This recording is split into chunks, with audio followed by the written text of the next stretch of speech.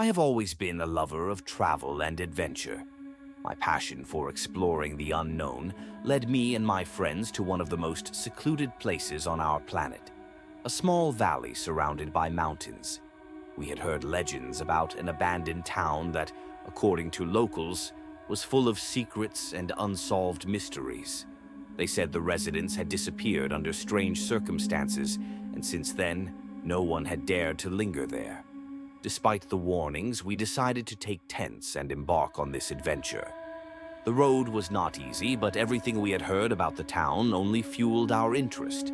With each kilometer, the air felt charged with increasing tension, as if nature itself knew we were approaching something ominous.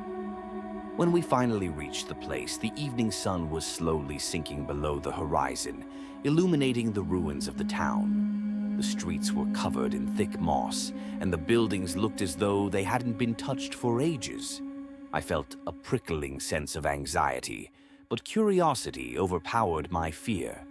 We began to wander through the abandoned streets, trying to discern traces of past life. I noticed that some buildings still had signs and inscriptions. Most of them were in an unfamiliar language, but one sign caught my attention. "We'll be back soon." Those words stuck in my mind like a warning. My friends also began to notice strange things. The wind seemed to blow differently, wrapping around us, and in the distance, sounds resembling quiet whispers could be heard. But, of course, we chalked it all up to a trick of the senses. Night quickly enveloped the town, and we decided to set up camp in the square, surrounded by crumbling buildings. In the place where the town hall once stood, we built a fire and began preparing dinner. As we discussed our plans for the next day, I couldn't shake the feeling that someone or something was watching us.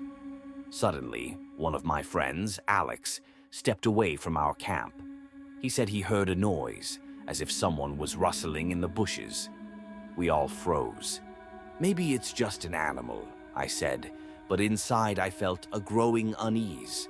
I had never seen any animals in this place, and the silence around us was suffocating. As we gathered for the night, I was struck by a strange find. Next to the fire lay an old journal that someone seemed to have forgotten. The pages were yellowed, and the handwriting was illegible. But among the disjointed entries, I noticed one word repeated over and over: missing. It hinted at the fate of the town's residents.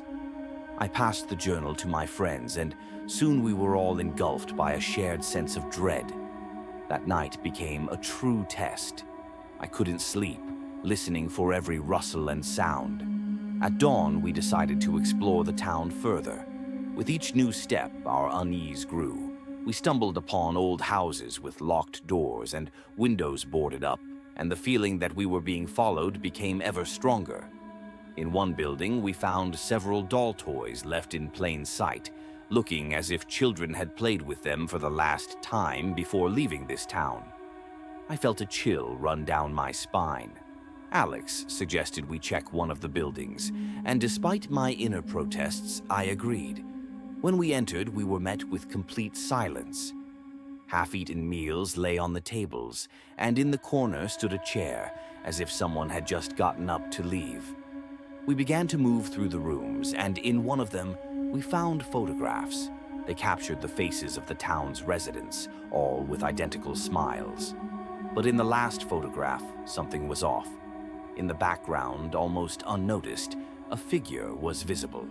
Unclear, but clearly human. My heart raced. We bolted from the house, and once outside, we saw that the tension around us had intensified. We all felt someone was watching us. By evening, we decided it was time to leave the town. But when we returned to our camp, there were no tents or backpacks to be found. It felt like a bad joke. We began to panic. Where could our things have gone? We split up and began searching the entire square, but with no luck. Suddenly, I saw it, the same figure from the photograph. It stood at the edge of the square, almost invisible in the twilight. I screamed and ran toward it, but when I got closer, it vanished. Looking back, I saw that my friends were gone. I was left alone, filled with terror and anxiety. I wandered through the town for what felt like an eternity, trying to find an exit, but each time I ended up back at the same spot. Then I suddenly heard whispers growing louder. They were voices calling out to me. I felt my mind starting to unravel, and just as I was about to give in, I spotted a path leading into the woods. Gathering my last strength, I ran down the path without looking back. I heard footsteps behind me, but when I turned around, there was no one there. Only a shadow flitted through the bushes. I emerged into an open space and finally saw the road. In a panic, I stumbled upon a passing traveler who looked alarmed when he heard my story. I never returned to that town. My friends vanished, and I was left with a mystery I could never solve. They say that sometimes at night, you can see lights in the place where the town once stood. And I know that someone is still there, waiting for the next traveler to come along and repeat this chilling tale.